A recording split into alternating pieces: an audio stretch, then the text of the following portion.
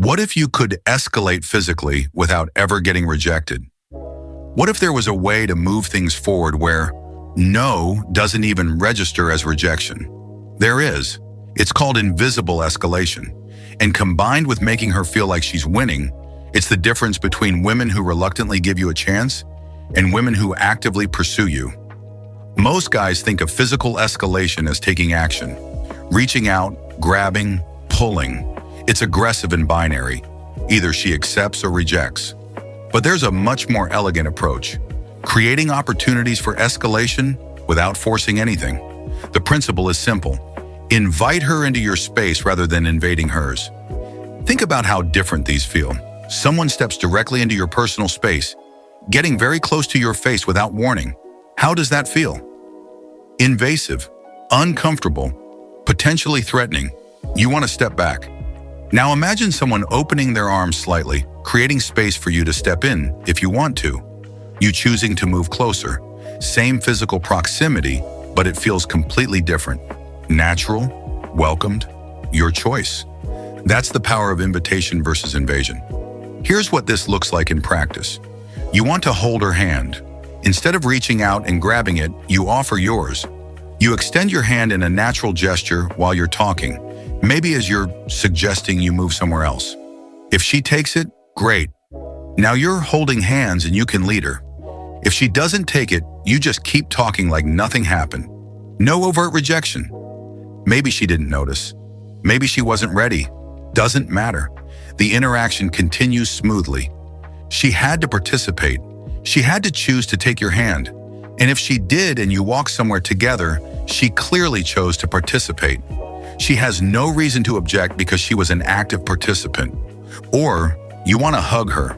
Instead of reaching out and grabbing her, you just open your posture slightly while talking, creating the space. Sometimes she'll step in and you hug. If she doesn't, you just continue the conversation. Did you get rejected? Technically, maybe. Does it feel like rejection? Not really. Did she definitely notice? Maybe, maybe not. You want to move to another location. Instead of, let's go over there, and physically pulling her, you say, I'm going to grab a drink, come with me, and start walking. If she follows, great. If she doesn't, you can pivot. Oh, you're good? Cool, I'll be right back. Or you can come back and continue the conversation. You want to sit down with her. Instead of let's sit, you just sit down and gesture to the seat next to you. If she sits, you're now in a more intimate setting. If she doesn't, you're just a guy sitting down, no big deal. You're constantly offering micro opportunities to move forward. When she takes them, you escalate. When she doesn't, you continue as if nothing happened. No awkwardness, no overt rejection to recover from. And here's the magic. Over time, she's making dozens of small choices to participate in escalation. This builds investment on her part. She's not passive. She's actively choosing to move forward with you at each step. She can't later rationalize that you pushed too hard or were too aggressive because she chose every step. Her participation was active, not reluctant compliance. Now, the ideal is that things just happen. The less you have to talk about the process, the less you have to narrate what you're doing, the more natural it feels. Imagine someone narrating every step of a first kiss. I'm going to lean in now, is that okay? I'm tilting my head to the right. Should I tilt more? It kills the spontaneity. It makes something that should feel natural, feel clinical and awkward. However, and this is important, if you're genuinely afraid to escalate, and the only way you can do it is by verbalizing it, do that. It's better to show intent awkwardly than not show it at all. I really want to kiss you right now is less smooth than just going for it, but it's infinitely better than not kissing her when the moment is right. Now here's what makes all of this 10 times more powerful: the right frame. Let me tell you about a guy who was dating 3 stunning women simultaneously. He goes out one night and meets 2 women who are clearly the most attractive in the venue. He talks to them for about 15 minutes. One of them is very responsive. She's biting her lip, playing with her hair, giggling at everything he says. His friends are watching, thinking he's about to have an incredible night. Then he just walks away, comes back to his friends and starts talking to them like nothing happened. They're confused. Dude, what are you doing? She was so into you. Yeah, he says. She was kinda boring though. Did you at least get her number? Nah, not worth it. How could this guy be dating 3 beautiful women?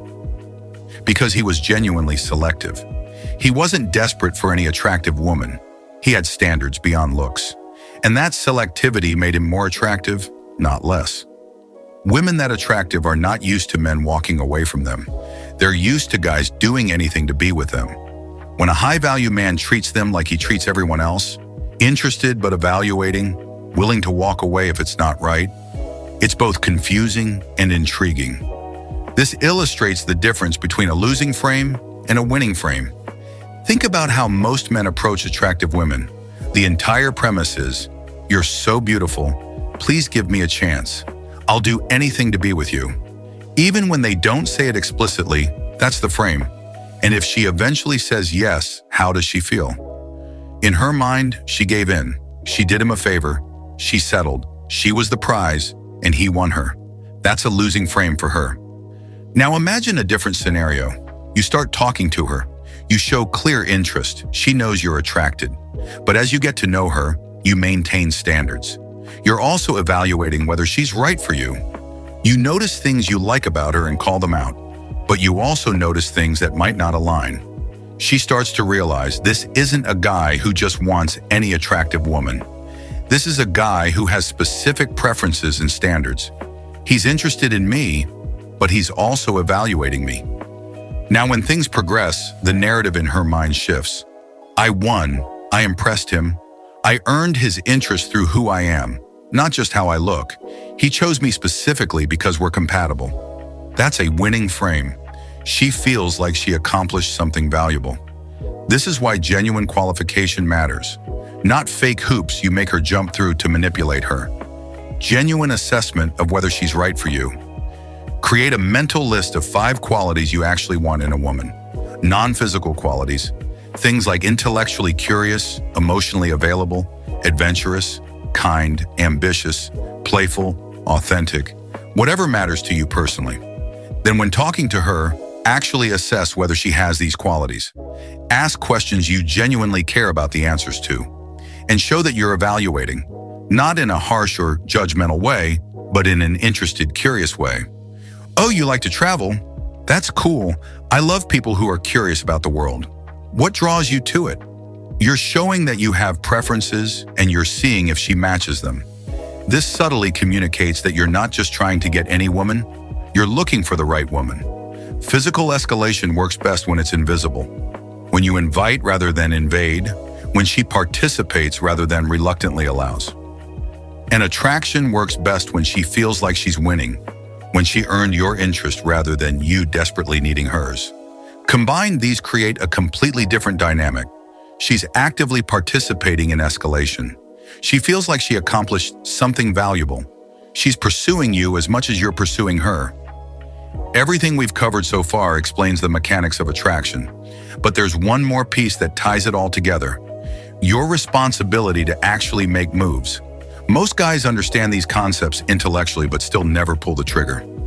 Next time we explore a story that perfectly illustrates why that's such a costly mistake and why showing intent isn't just good strategy, it's actually your responsibility if you're genuinely a good option.